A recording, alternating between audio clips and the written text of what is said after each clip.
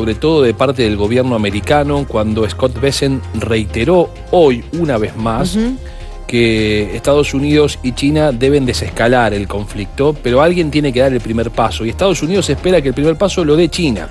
Y China dice, bueno, esperamos que Estados Unidos dé el primer paso. Mientras tanto, ya les adelanto, hay negociaciones en otros niveles, pero negociaciones hay. No hablo de las negociaciones, se sabe de alguna manera que sí, como vos decís, obviamente, Sebastián, porque hoy se reunió Scott Bessent con su par chino. Exactamente. Sí, y en el marco de este encuentro dijo todo eso. Entonces, de alguna manera, si bien dijo no hablamos de los aranceles, bueno, pero de alguna manera los acercamientos existen. La principal economía europea, sin lugar a dudas, es la alemana, que también empieza a observar con necesidades un entendimiento a partir de la llegada del nuevo canciller con los Estados Unidos, entendiendo que no se puede sobrellevar, si bien Alemania está inmersa en la Unión Europea y hay un contexto general para la Unión Europea en cuanto a aranceles, desde el gobierno alemán dijeron, bueno, tenemos que negociar con los Estados Unidos. Sí, proponen llevar aranceles cero. Esa es la intención y esa es la propuesta del futuro canciller de Friedrich Merz. También habló en las últimas horas Robert Habeck, que es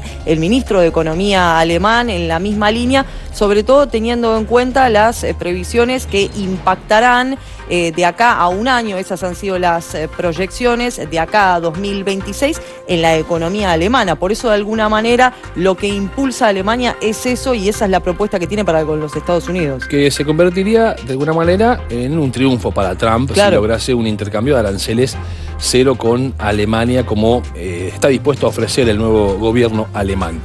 Vamos a ver qué pasó con el dólar aquí en la República Argentina, la cotización de la divisa norteamericana en el inicio de la semana, donde, como sabemos, en esta nueva política cambiaria de flotación entre bandas, el dólar puede un día subir, otro día puede bajar, sin intervención del Banco Central. Hoy se mantuvo igual que el viernes, 1.190 pesos el dólar oficial.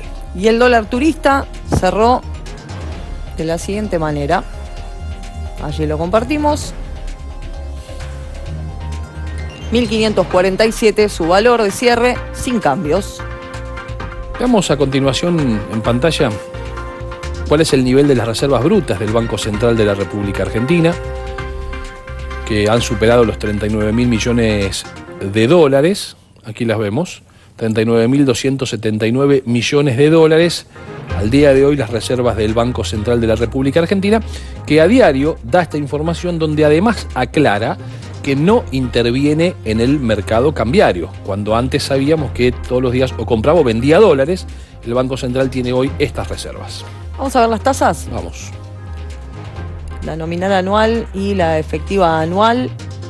En primer lugar, la tasa nominal anual, que se mantiene en el 29%, y también se mantiene la efectiva anual en el 33,63%. El Banco Central también informa a diario el índice UVA y el índice SER, cuál es el nivel de ambos, en este caso a hoy lunes 28 de abril. El UVA 1432,60, el SER 569,35. Compartimos el dato de los bonos, comenzando con el AL 30.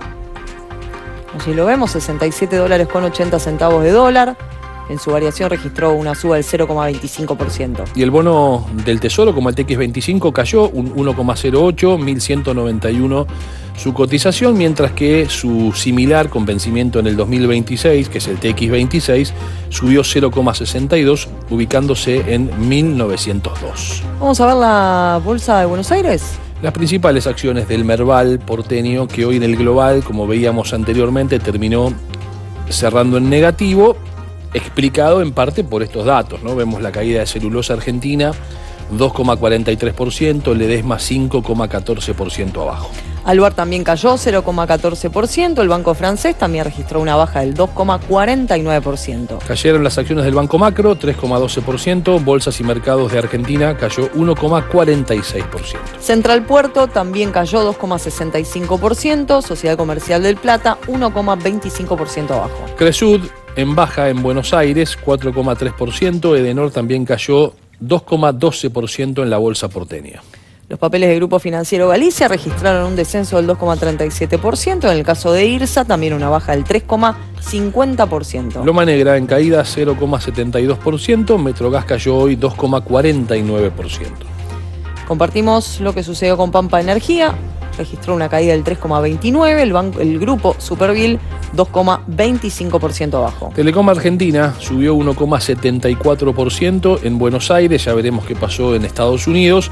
Y Transportadora Gas del Norte cayó 1,85%. Transportadora Gas del Sur registró una baja del 0,80%. Subieron los papeles de Transener 1,14%. Ternium Argentina con suba del 1,24%. Banco de Valores cayó 2,18%. YPF 1,95%, ese fue el porcentaje de su caída. Veamos ahora el dato del riesgo país de la República Argentina, que oscila entre los 690 y 700 puntos. Hoy subió 710 puntos básicos, subió 2,6%. La referencia siempre, y lo vamos a ver ahora con los datos del riesgo país del continente americano, sí, es en referencia, decíamos, al bono a 10 años del Tesoro de los Estados Unidos, que por supuesto no tiene riesgo país en función de qué es la referencia para medirlo. En Uruguay 104 puntos básicos, la variación subió 1,2%, Chile 134 puntos, descendió 1,2%. Descenso para el riesgo país de Perú, 171 puntos básicos, Paraguay 177 puntos básicos, también cayó su riesgo país. En Brasil, 222 puntos básicos, cayó en un 2%, Guatemala 225 puntos, descendió 2% también. Costa Rica con un descenso del 2,2%, 229 puntos, el riesgo país de República Dominicana se ubica en los 251 puntos básicos. En Panamá el riesgo país se ubica en los 300 puntos, descendió 3,2%, México 344 puntos básicos y una baja del 1%. El riesgo país de Colombia, 383 puntos básicos, bajó 2,1%, Honduras 412 puntos básicos, la baja fue del 3%. En El Salvador, 433 puntos, descendió 1%. En Argentina, lo veíamos recién, reiteramos, 710 puntos básicos, registró una suba del 2,6%. El riesgo país de Ecuador bajó un 4,4% a 1.110 puntos básicos. El riesgo país boliviano también bajó, 2.070 puntos básicos, bajó 6,1%. Y en Venezuela 18.627 puntos y subió un 3%. Decíamos recién que íbamos a observar lo que sucedió con las empresas argentinas que operan en la bolsa de Nueva York, allí en Wall Street, con su comportamiento del día de hoy, que ya ponemos en pantalla, donde Disney cayó 0,1%, estamos hablando ahora de las tecnológicas, 0,1% Disney, Amazon con una caída del 0,6%. Microsoft también cayó 0,1%, subieron los papeles de AT&T 1,6%. Apple en alza 0,4%, al igual que Meta. Nvidia registró un descenso del 2%, los papeles de Netflix subieron 0,8%. 0,8% cayeron los de Google en la rueda, los de Zoom subieron 0,1%. Observamos allí lo que sucedió con Tesla, registró un alza del 0,3%, con Base cayó 2%. Mientras que los papeles de Nubank, el banco digital que opera en Brasil, México y Colombia, subió 1%. Ahora sí, entonces, vemos las acciones de las empresas argentinas allí en Wall Street. 2,3% cayó el banco francés, 1% cayeron las acciones de Central Puerto. Cresud registró una caída también del 3,6%, los papeles de Despegar subieron 0,2%. Edenor abajo 1,7%, el Grupo Financiero Galicia con caída del 1,8%. Globant cayó 0,2%, también cayó IRSA 3,2%. Loma Negra y una baja del 0,6%, Mercado Libre 0,8% su retracción en el día de hoy. Bajó Pampa Energía 3,1%, el banco Superville también registró una caída del 1,8%. Telecom, al igual que en Buenos Aires, 2,3% arriba. Transportadora Gas del Sur, caída del 0,3%. Tenaris subió 0,2%, los papeles de Ternium también en alza 2,5%. Caída para YPF del 1,7%.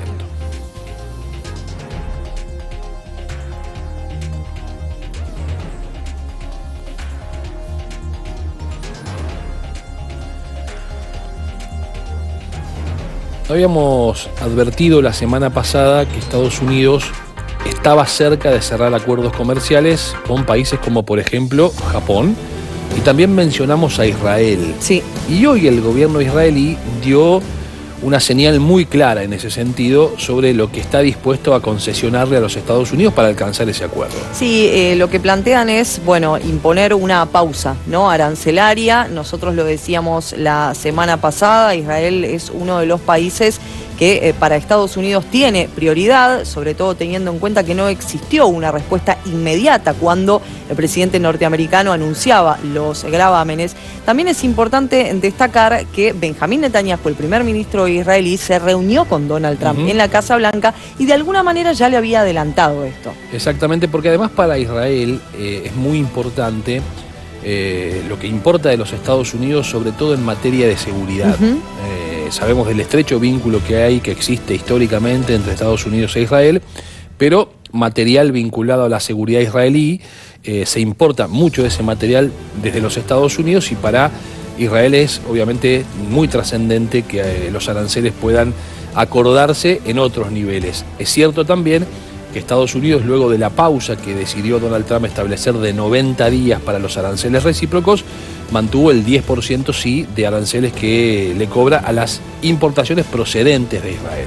Un planteo por parte de Israel, podríamos decir, acertado, teniendo en cuenta que es una economía muy golpeada por el contexto de la guerra. Exactamente, es un país que desde día vive permanentemente en guerra, más allá de que, por supuesto, está acentuada la guerra con el grupo terrorista Hamas en la Franja de Gaza, pero sabemos que los frentes de conflicto que Israel tiene con los grupos terroristas son permanentes. Por eso la necesidad y la capacidad de seguridad israelí es uno de los aspectos que figura al tope de la nómina a la hora de establecer no solo acuerdos militares, sino también acuerdos económicos. Hablando de economía en el mundo, ¿qué pasó con el petróleo en el día de hoy? Vamos a ver ahora entonces los datos. En primer lugar, el mercado de referencia europeo, que es el Brent, bajó 1,51%, el precio del barril $65.86. Vamos a ver el precio de referencia del petróleo en los Estados Unidos, el WTI, que es uno de los argumentos que utiliza Trump para pedirle al titular de la Reserva Federal que baje las tasas de interés, entre otras cosas porque está bajando el petróleo, y si baja el petróleo, baja el precio de la gasolina, y esto implica menos aumento en los precios. Bueno, toda una discusión que hoy ha tenido el WTI con una caída del 1,54%, $62.05. En un país donde los vehículos se utilizan y muchísimo aquí en Estados Unidos. Y donde además Donald Trump alienta la utilización de combustibles fósiles. Tal cual. Veamos el oro. Vamos a ver el valor del oro. Allí lo tenemos, $3.338.28. Subió 0,6%. Y vamos a cerrar este recorrido económico con la cotización del Bitcoin. Aquí lo vemos al Bitcoin con operaciones en alza, $95.034. De a poquito el Bitcoin va volviendo a acercarse a los $100.000, que incluso ha superado largamente, para después retroceder muy fuertemente cuando se inició la guerra comercial, y lentamente va recuperando valor el Bitcoin. Bueno, hablando de economía,